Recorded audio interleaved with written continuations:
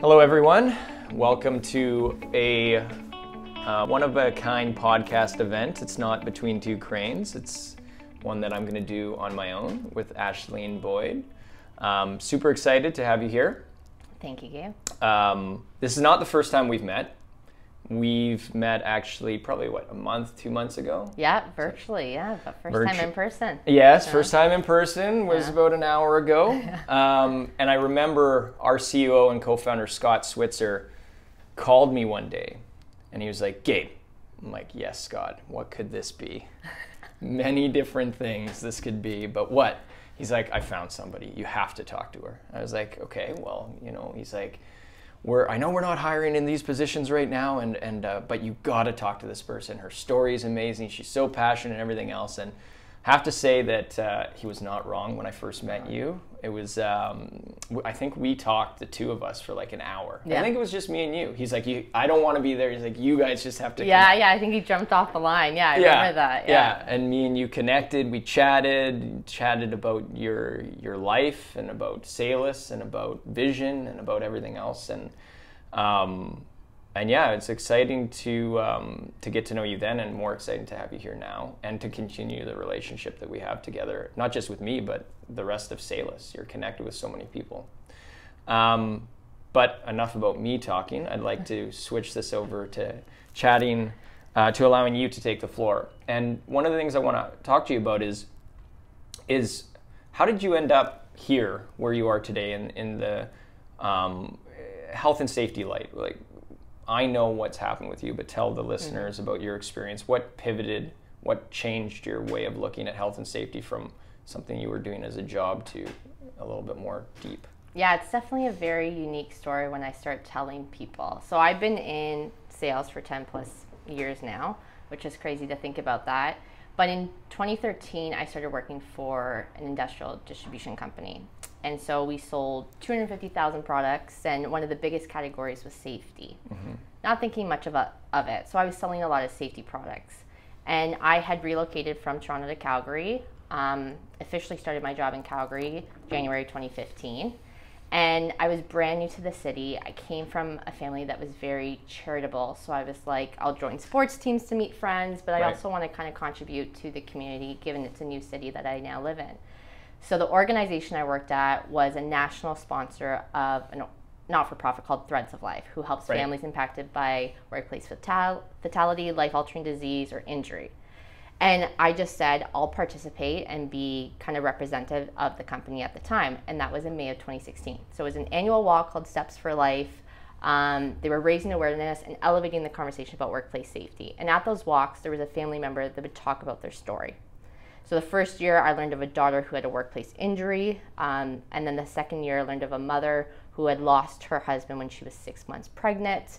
And so it really started hitting home to me, not thinking much more other than I'm going to start to kind of change my direction of how I was selling safety, not just the products, but starting to get more embedded in my company's initiatives. Now kind of understanding how prevalent it was and how we were also helping in some aspects to try and get their employees home safe at night. But then in May of 2017, I became an example. And I lost my dad to a workplace fatality. And so I was very fortunate that, not to be biased, I had an incredible dad. He was my best friend, and he was an entrepreneur, had his own landscaping company in Toronto. And he went to work and he never came home. And so after obviously months of trying to grasp that, we were always taught, my siblings and I, is take your challenge and try and turn it into something. Well, you have no idea how you're supposed to turn your life around when you've just lost the most important person in your life. But then I looked back at the organization that I was volunteering for on behalf of the company, and I said, oh, I'll just participate in your walks. Can I be a volunteer day of? Not knowing the extension of what more they did. And they said, we exist because of, unfortunately, people like you, Ashling. And they have resources where I was able to then get in touch with other families that had been impacted. They offered resources where I talked to another daughter who had lost her father 10 years before. And then eventually, because I was getting more comfortable in wanting to get more embedded and figure out, I have a story, how can I help, prevent workplace incidents, like everything, not just fatalities, but the whole thing. And then that's where they got me into the Speakers Bureau side of it. And I also am a sponsorship coordinator for the local Steps for Life committee in Calgary. And then from there, I kind of just started figuring out how to also integrate it more into my career. I love sales, and then I eventually moved over to the manufacturing side in safety, and then kind of been learning more about those companies and their initiatives, and just trying to chip away. Life is fragile. Clearly, I witnessed that, but I just want to be able to leave this world a little bit safer. Clearly, your company's done that. You've been able to establish that, and we're trying. You're trying, but at least you can walk away knowing that you've built something, even just where people can layer up and build it and expand it and scale it. And so for me, that's obviously something. My dad had the saying, the next generation should be better than the one before. Right. Well, he set some pretty high standards as a successful entrepreneur. It's a great saying, though. It's needed. It is. And so I kind of changed that. Well, the next generation has to be safer than the one before. Yeah. But what can I do? So then that's kind of how things have been spiraling the last 5 years into the safety world. Well, that's amazing. I actually didn't realize that you were part of that group before. Yeah, Threads of Life, you typically, as a family member, only find out after you've been impacted, because typically if you have lost a loved one from a workplace fatality, Ministry of Labor comes in, and then they slot in Threads of Life as a resource. Because if you look up, there's cancer and Alzheimer's, there's all these awful diseases that need the support, and they have support groups. Right. But Workplace Instance actually didn't have anything until 2004 when a mother started it when she lost her son. And she was like, there's no support group, there's no resources, and yet 3 families a day will find out that their loved one is not returning home. Yeah. And it's not talked about. Like, it is a disease in itself, right? Yeah. And so it was very unique how I got slotted in, and then literally within not even over just a year, because I went to 2016's walk, and then 2017, it's held every May. 2017, 2 weeks later, he was gone. That's terrible. So crazy timing. It is terrible, but it's also amazing that you're utilizing that, like you said, to not just push past and kind of bury your head in the sand. You're trying to make a difference, which is incredible. Yeah, thank you. And it's interesting, some of the stuff you talked about we're talking about how there's so much in other parts of life around cancer, those types of support things, but in construction in general, it's almost like a different world. When I think about when I first entered the construction industry, and my dad was a cabinet maker, kitchens, bathrooms, but small renos, and my mom was a teacher, or is a teacher still, they had no idea what I was experiencing in the construction industry, and I really didn't know what I was experiencing in the construction industry. I was going into the industry straight out of high school with very little success in high school, thinking to myself, well, I love construction, that type of mindset, the building things, learning with my hands. But I always had this image of construction as, this is a rough world that I'm going in. You're going to go and work your ass off. And if you work your ass off, you're going to be successful. But you don't think of health and safety when you think of construction. And it's getting better now, but definitely not at that time. And I think to myself, if my parents knew about the stuff that I was doing, right? It's insane. When I was first started in construction, they had, yes, it was better than the 5 years before, but hard hats and steel toe boots and a high-vis vest, that was safety. And then my journey progressed from there to learning more and more. But during that time, there was no training on boom lifts, forklifts, scissor lifts, swing stages. I got into high-rise window installation. I didn't have any fall protection training, and I was working on a swing stage with no swing stage protection, no fall protection training, just somebody showing me the ropes. Now, no fault to the company I was working at, they didn't know any better. And so when you talked about the next generation has to be better than the one previously, I think that is so true, and I think the world is moving incredibly quickly in that regard, aside from construction. It's just starting to get better. Because it's like, it was a snail's pace in which the older generation was not passing the idea of, you better be safer than me. And it's scary. And that brings me to a question that I have for you. Scott and Amandeep were also telling me, and you talked to me about this before, that one of the passions you have is to start the conversation earlier. Start the conversation with our youth. Why don't you tell me a little bit about what you like to do there and some of the experiences you've had? Yeah, so over the last 5 years, I've realized I have this story, but it only goes so far. So with Threads of Life, they've given me that exposure to go to some of the colleges and talk to the trades and go to organizations. and I say the story, and sometimes it will hit home to a few students. Honestly, if they cry, I'm like, they get it. And it actually scares them. Mm-hmm. And so, not that I want that impression, but it kind of just hits home where they're now kind of being a little bit more mindful. But then again, you think, how long will they actually remember this speech for? And how long will it actually resonate? So I'm like, we want to improve the safety. And yes, these organizations are making strides, your company being one of them, and technology now getting embedded into that. The conversation is a key thing, but we are, the common variable is humans.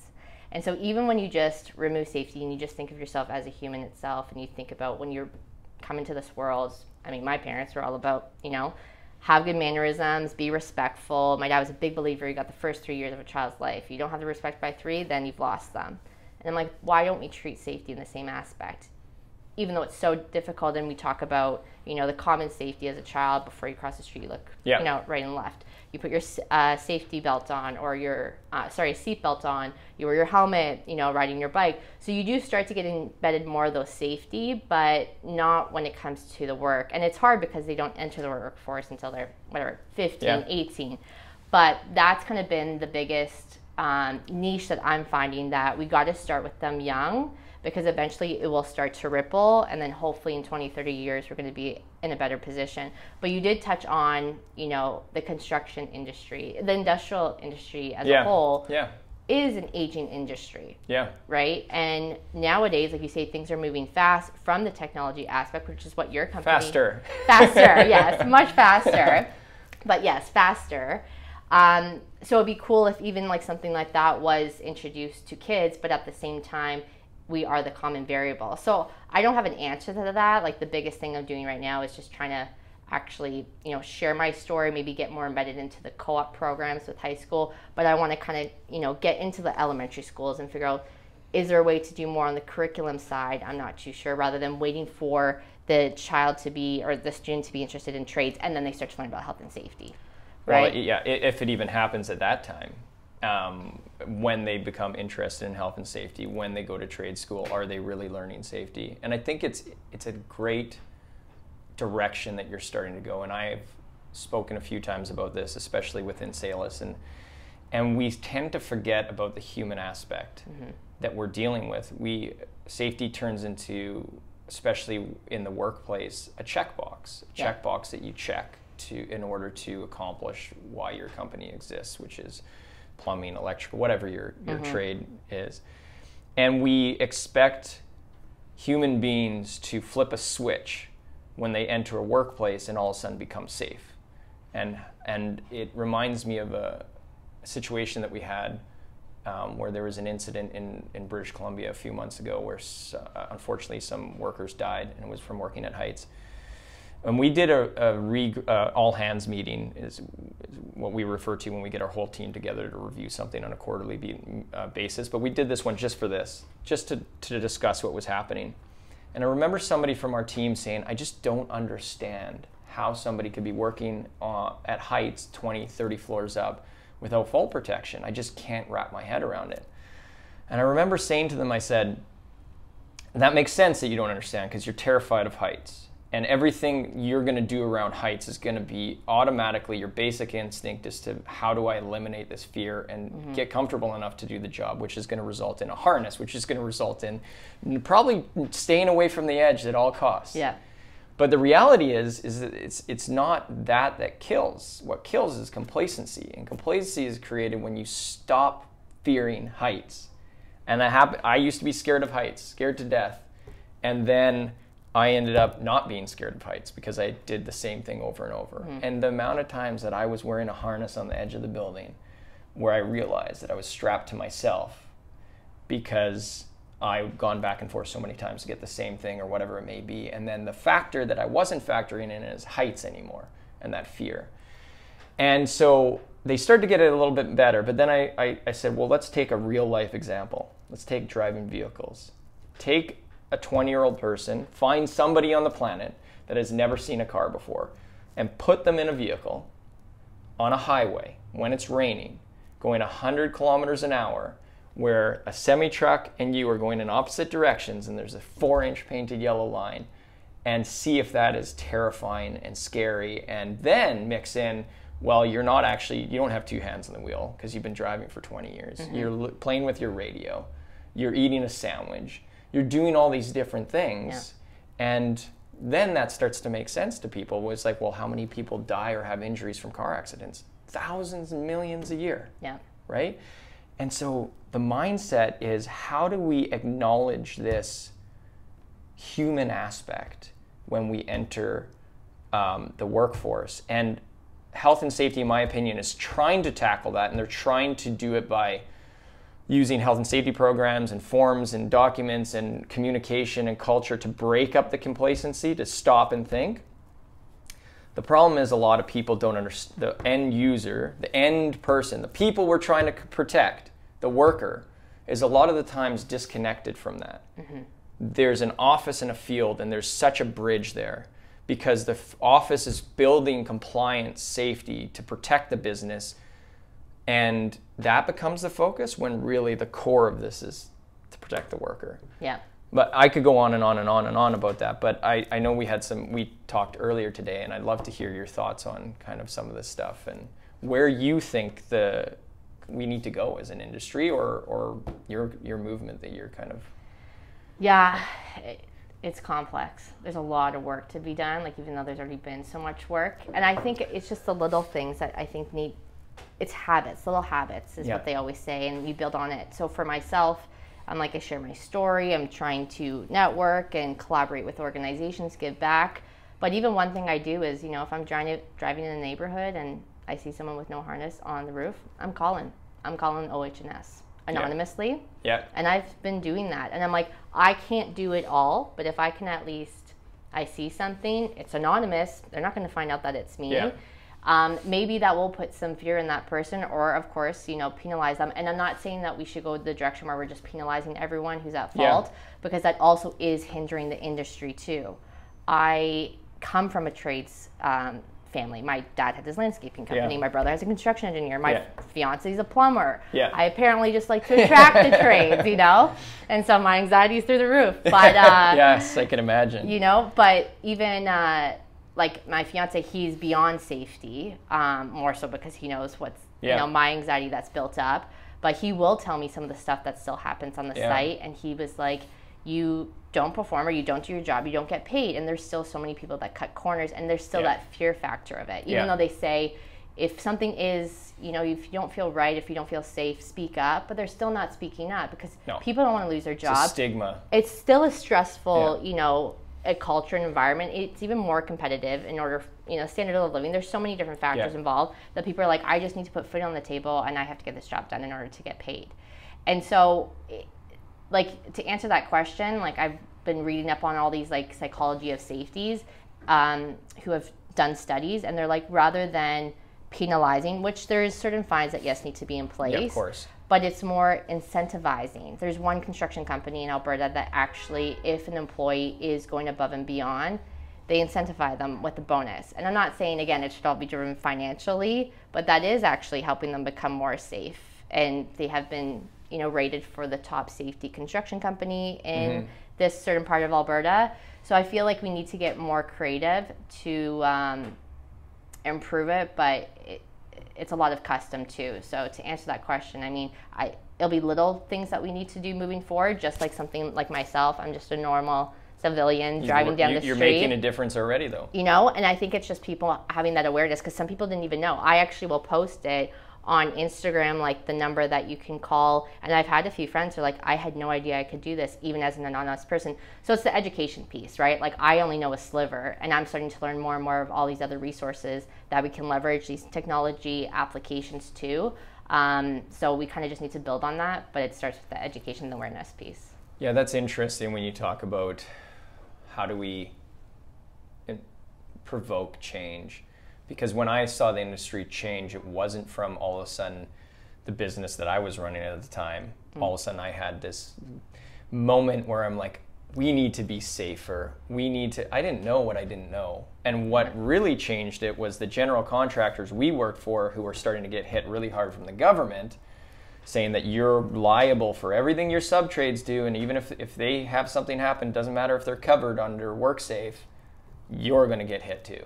Yeah. And we changed because of that enforcement, because we weren't going to get jobs, because the lead cores of the world who were leading the charge at the time in our ecosystem were saying, like, you can't actually have your workers set foot on site until this is done, this is done, this is done.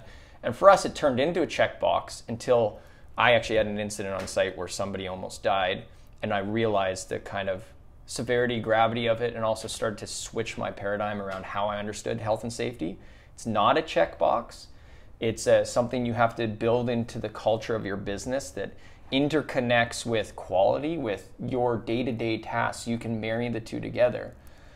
But there is still this factor that we have to acknowledge, and I don't have the answer, and I mean, nobody has the answer from what I've seen of how do we, for example, seatbelts. People don't wear seatbelts. The reason they wear seatbelts is the car will beep at them nonstop until they put it on.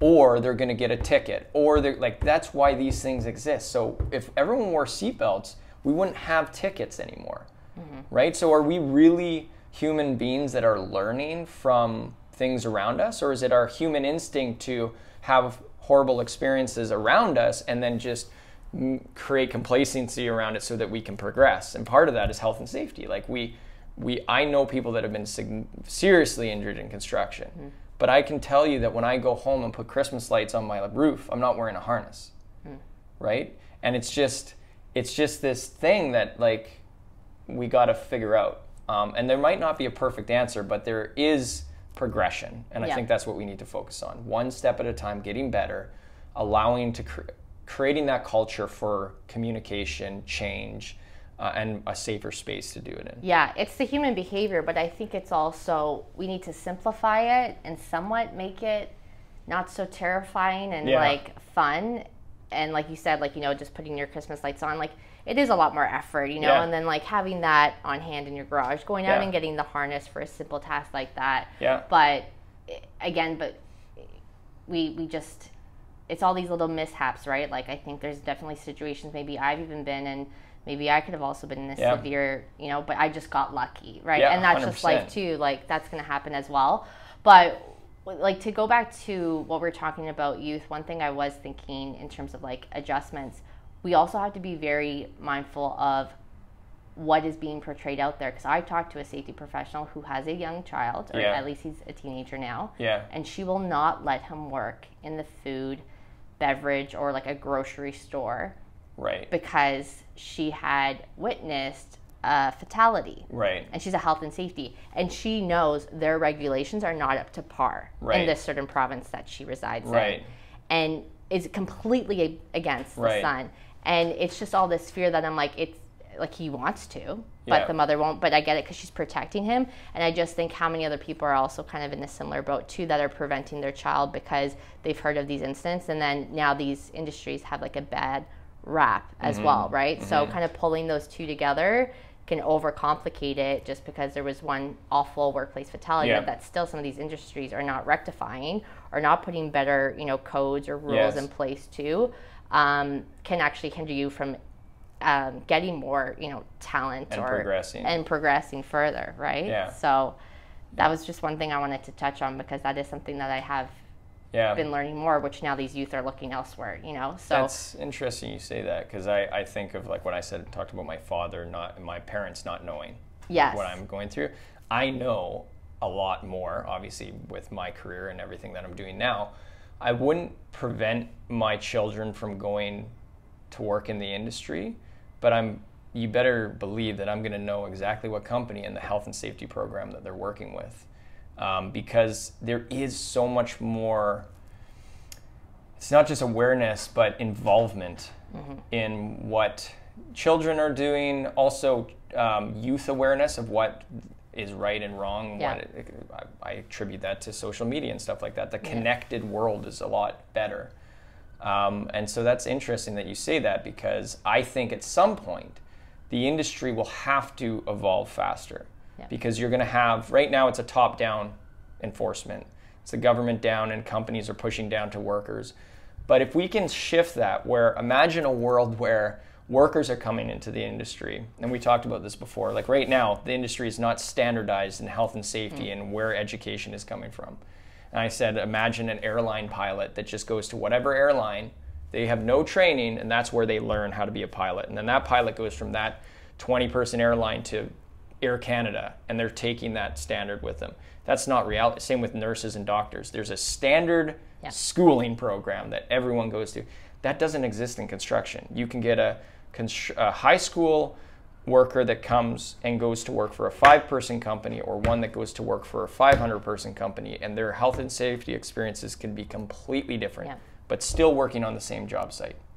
And so eventually, if we can create a world where the masses, which are the workers, are coming in with an understanding of what health and safety is, a base understanding, you're going to see this shift where all of a sudden it's a bottom-up approach as well. Yeah. And that's really what will start moving that needle even quicker, in my opinion. Absolutely. So you just uncovered another business for yourself, Gabe. Well, we've talked about things that we can help power in the future. And I mean, there's just so much opportunity for growth in the industry. Yeah. Yeah, I mean, I don't know how long we've been talking for, but I feel, Caitlin, tell us how long. 26:13. Okay, well, 26:13. That's as longer than we normally do our podcast, but I did want to wrap up by asking you, if you were to, talk to the youth out there or talk to companies out there, what message do you want to send out? I know I'm putting you on the spot, so you can take a second. I think it's just be mindful.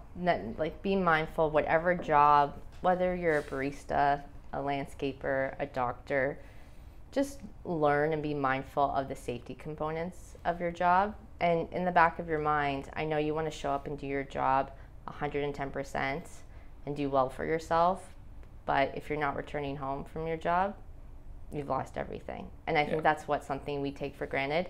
I will admit, I'm approaching 5 years, and it's extremely hard living without my dad. And I ask all the time, why did he die? Why did he get chosen? But I took it for granted for 26 years that he returned home. And the day before, I watched him walk in the door, have dinner with us, and then the next day he never came back. And so it's just kind of just be mindful, no matter what industry you choose to do, and also think of your family and your friends and talk about it. I mean, I've obviously been talking about it, and now my friends who are consultants, a lot of them aren't even in the trades, they talk about it because it's actually not a household topic like other diseases we had addressed. It's starting to shift, and I know obviously my family, we do address it more, but I had to lose my dad in order to get it. And I just don't want any of these kids to get into my situation to get it. So if I can share my story, share their awareness, and then they learn to be mindful of whatever job and path they choose, then hopefully that kind of drives us down to reducing the number of workplace incidents. Well, thank you for everything you're doing, because it is making a difference. And for anyone that doesn't know, this Thursday is Day of Mourning as well.